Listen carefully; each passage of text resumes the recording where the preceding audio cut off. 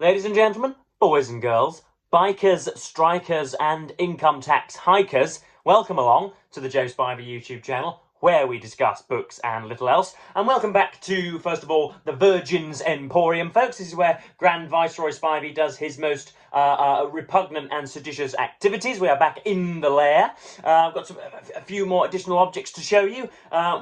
We first of all have the duct tape.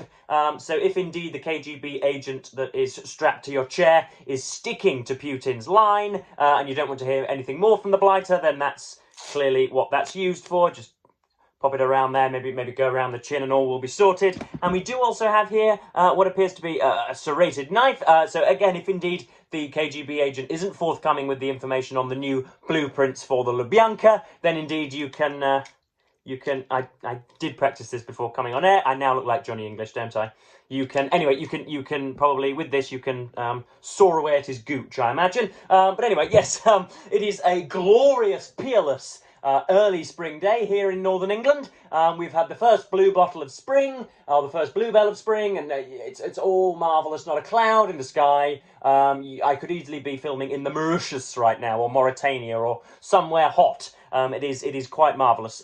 So I am very, very sorry, folks, but I'm going to sully your YouTube feed with a little bit of a discussion video today, in which I will not be, I'm not going to be sort of unbridled. I'm not going to be completely positive, unfortunately. I've got a few things to discuss, a few things to talk about, a few things to stimulate you with. So I was looking quite a while. It was about a fortnight ago, actually, but I've only just come around to producing the video. I was looking at Jack's channel at Spread Book Joy. I would heartily recommend it, and I should be leaving a link to both the video and her channel down below. But the video is titled "Can You Read Too Much?" and all of the issues therein. And so yes, I thought it would be insightful, instructive, and just marvellous fun to delve into some of the points she raises, and heaven forbid, throw in my own 2p worth as well to the debate. So yeah, let's get into it. She raises a few very, very good points, very stimulating video. Again, I heartily recommend.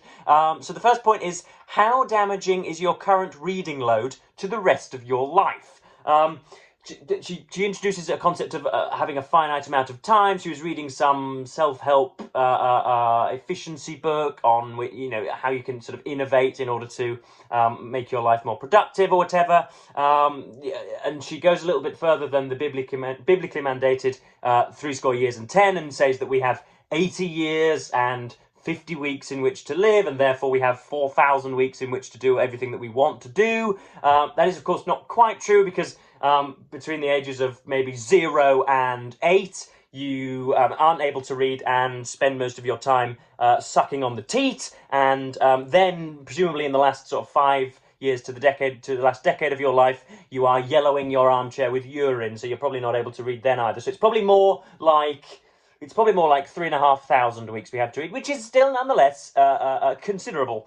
And so yes, how damaging is your current reading load to the rest of your life? Well, I'm going to break it to you, folks. I am a jobless and entitled dropout at the moment, living entirely off my own back, pretty much. But yes, I don't have a great deal of other things in my life to be doing now beyond reading and writing. I don't do easel painting.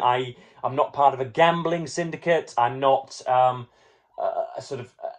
professor at tertiary education investigating neuroplasticity. I'm not trying to reinvent the mankini. I am, just a boy with 2 arms and 2 legs and a posterior hippocampus, folks. Okay, that's all I am doing. I am hoping to be a professional book critic pretty quickly in the future, and therefore a published author, and indeed a popular booktuber, and then inevitably the dictatorial fascist in Great Britain and Northern Ireland. So, it's all going well so far. But what I'm saying is I don't go gallivanting. I don't, I don't sort of manufacture engines. I don't do anything other than read and write, see a few friends occasionally. Apart from, of course, I've got my side gig, I've got my side hustle as an Anglo-Peruvian porn star, but that's sort of on the wane at the moment, unfortunately. Those tablets are just, playing havoc with my limbic system, so I'm going to have to stop that rather soon. So I do have an awful lot of time to read, and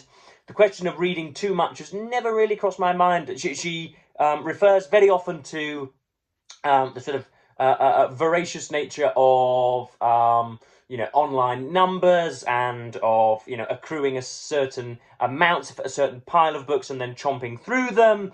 About documenting your reading and therefore bringing in a kind of adversarial, competitive nature to reading, whereby you try and read 8 more books than your peers or whatever.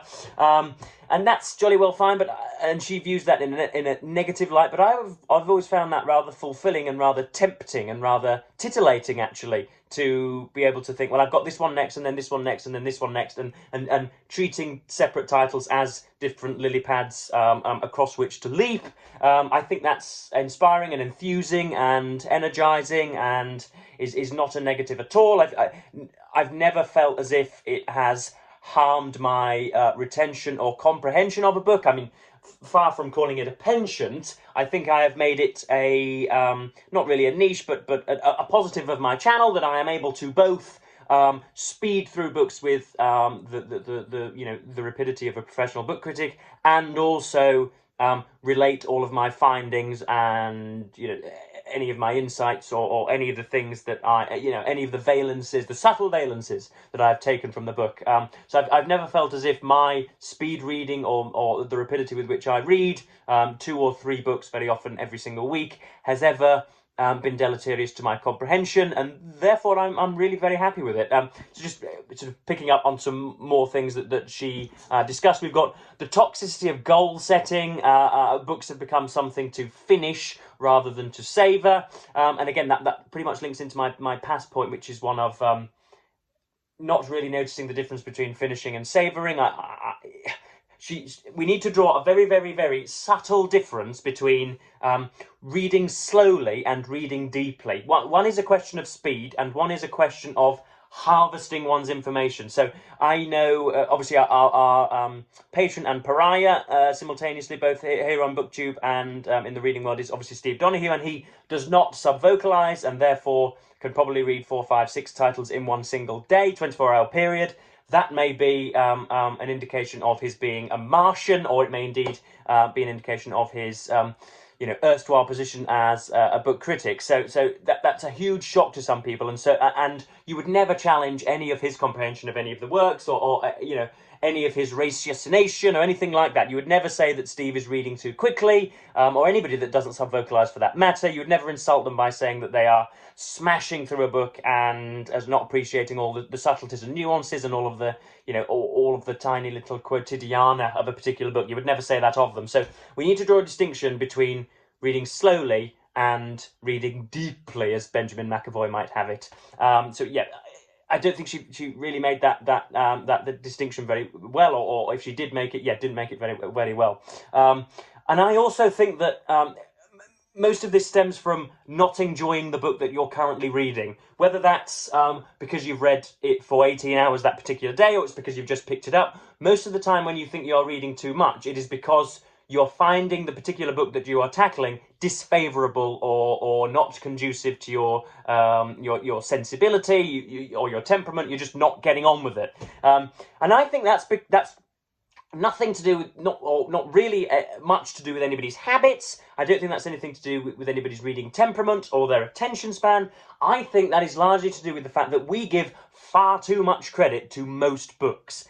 Just because an agent has picked it up and has been really mawkish and has been adulatory about it, and just because that has been put on sale and is in bookstores and forces you to separate with 8, 9, 10, 12, 15 or 20 of your particular currency, does not mean that it's sort of artistically fantastic. And it is quite possible that it is nothing to do with your reading habits or your reading pace or your or just your particular situation that is making that book that is making it somehow difficult to interpret. It is because the book is frankly altogether not that good, I would imagine. And this then links into what booktubers and booktube consumers actually focus on. So my particular niche, my particular corner is, of course, the reading of canonical classics. And I think by definition that means that I am reading a retinue or a largesse of books that are that have been universally almost, or at least widely agreed upon to be excellent, and have survived the judgment of that sort of blind and that what is he that blind and repugnant critic of time. I.e., these books have managed to sustain themselves throughout the decades, and so I think I'm probably not the right person to ask as regarding reading too much, because there are both a profuse amount of classics, and they are by their nature unlikely to be disappointing. They are classics for a reason, and that is because they have transcended language and time and socioeconomic position and gender and all types of nation and country, and so canonical classics are likely to be marvellous by their very nature. They are inherently marvellous, and so I don't really find that I'm ever thinking that I've read too much or that I can get enough of them. I want to be considered both well and widely read, because again, as I say, I want to be a professional book critic. So I don't really feel as if it's ever an arduous task. I feel as if I'm just sort of ticking boxes and doing my homework, and therefore feel a great benefit for it. So if I were to turn this personal rather.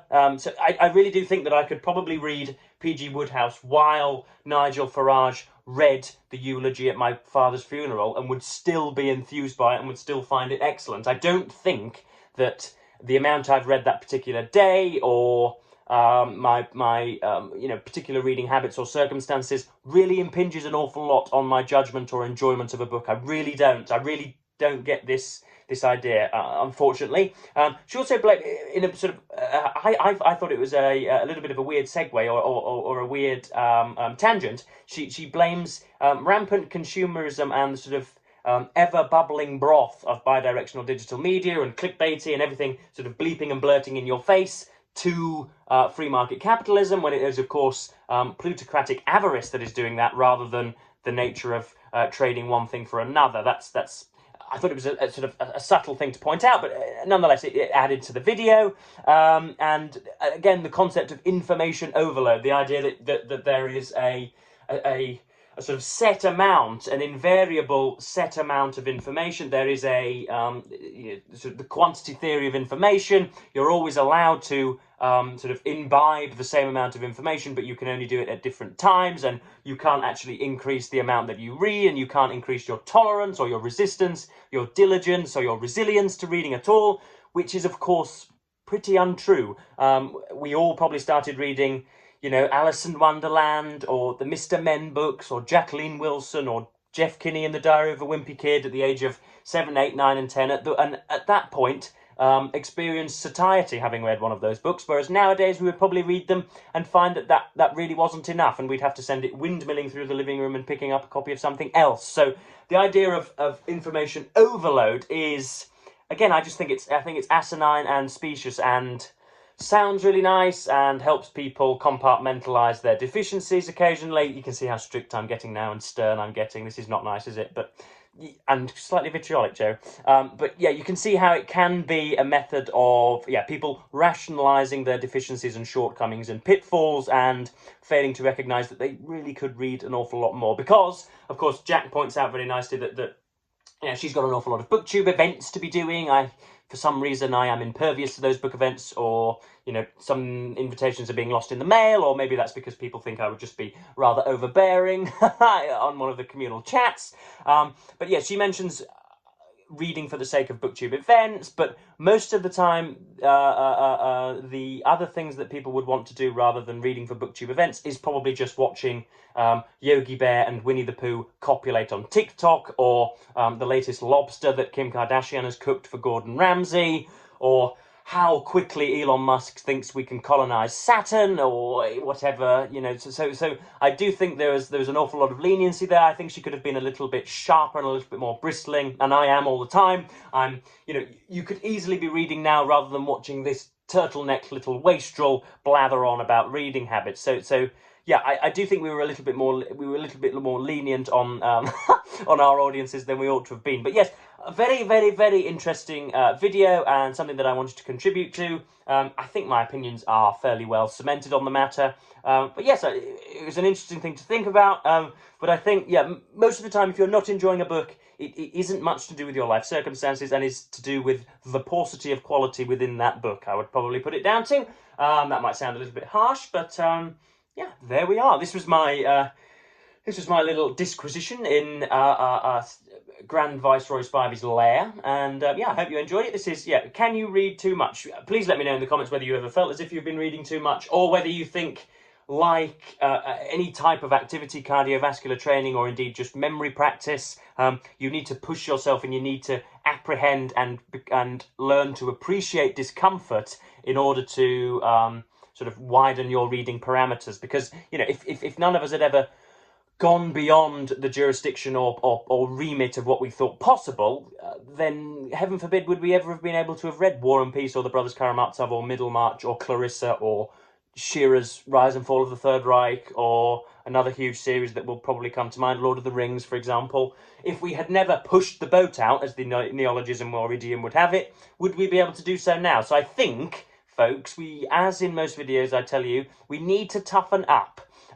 You're probably not reading too much. You're probably just a little shocked at having read things that seem beyond your parameters, or terrible books in general. So yes, that's my 2 pence on the subject. I'm now going to go and read War and Peace and try and flirt with Natasha, and with Boris, and with Pierre, and with Andre, and Mary, and everybody else, and see what we can glean from that for the second video. So yes, I'm going to clap my hands. I've got an awful lot of sport to look forward to today, folks. So, you know, even though I'm not shooting a video with Pablo or anybody else for my Anglo-Peruvian porn career, I do still have very many men and women around the house. Of course, I've got, because it's a beautiful weather, my moat has at last started to thaw out, so everybody can cross there. All of the tobacco and pharmacology that I import and then redistribute around continental Europe can come in. Some of the serfs who are all in my employ. There he is, Dimitri, raising his cap. Good morning, sir. Yeah, see, everybody's just more jovial on a lovely day. Apart from myself, because I make another cantankerous video on reading habits. But yes,